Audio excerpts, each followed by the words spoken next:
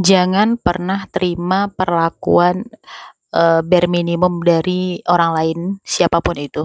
Bare minimum yang gue maksud di sini adalah kayak orang itu memperlakukan elu seolah-olah lo itu adalah pilihan terakhir mereka. Contohnya seperti ini, Sin, ikut kita camping yuk, kita kurang satu orang lagi nih. Jadinya kalau kita butuhnya 5 orang biar supaya kita bisa pergi, karena kebetulan itunya tuh kita sewanya untuk berlima. Jadi kan kalau kita berlima, kita sekarang udah berempat nih. Jadi kalau misalnya lo ikut, kita jadi berlima. Terus jadinya ininya kita bagi satu orang itu kita dikenakan 250 per orangnya. Nah, itu adalah salah satu bentuk bare minimum perlakuan orang lain ke lu. Seminimal mungkin lu harus menghindari hal-hal yang seperti itu. Itu adalah salah satu contohnya ya. Misalnya kayak lu itu diingat untuk hal-hal terakhir, hal-hal terakhir ketika mereka membutuhkan lu aja. Jadi tips dari gua adalah lu perkecil kemungkinan orang lain memperlakukan elu sebagai pilihan terakhir atau second choices. Karena kalau lu membiarkan orang lain memperlakukan elu sebagai second choices atau pilihan terakhir, pilihan kedua, itu sama aja lu tidak menghargai diri lu. Lu juga tidak mengajarkan orang lain untuk menghargai diri lu. Dan yang terakhir, lu sama saja tidak mempunyai boundaries yang tegas terhadap diri lu dan orang lain, apa yang orang lain bisa dan apa yang orang lain lakukan ke lu. Karena perlakuan orang itu ke kita adalah cerminan bagaimana kita memperlakukan diri kita sendiri, menurut gue.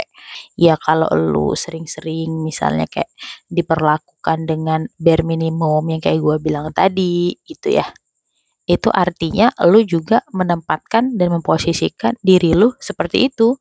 Secara alam bawah sadar lu meyakini bahwa lu tuh tidak layak diperlakukan sebagai first choices.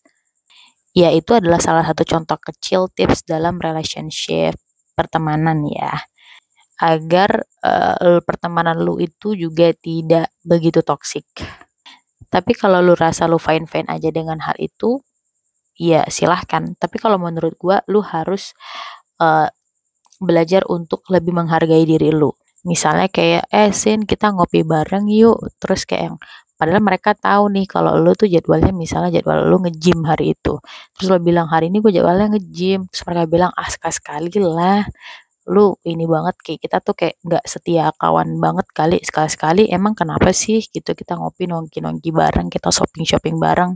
Padahal juga kayak lu itu juga nongki juga lu nggak tahu lu dapat benefit apa dari nongki shopping itu gitu. Kayak lu tuh cuman kayak dijadikan pelengkap aja gitu, dan lu nggak dapat benefit apa-apa gitu dari nongki yang diajak temen lo itu. Nah kalau menurut gue ya hal-hal yang kayak gini lo harus patut hindari, dan semaksimal mungkin setiap apapun yang lu ambil keputusan, lu harus lo pikirkan apa ya benefitnya yang bisa gue dapetin ketika gue memutuskan untuk melakukan hal ini. Nah itu adalah tolak ukur yang paling mudah ketika kita ingin memutuskan sesuatu dalam space waktu yang cepat. Jadi intinya adalah ketika lu belajar untuk menghargai diri lu, maka orang lain akan menghargai. Bukan ketika lu ingin dihargai orang lain, maka orang lain menghargai lu. Enggak, salah ya, itu salah besar. Kalau lu menghargai diri lu, maka orang lain akan menghargai lu. Oke, segitu dulu buat video kali ini. Bye-bye.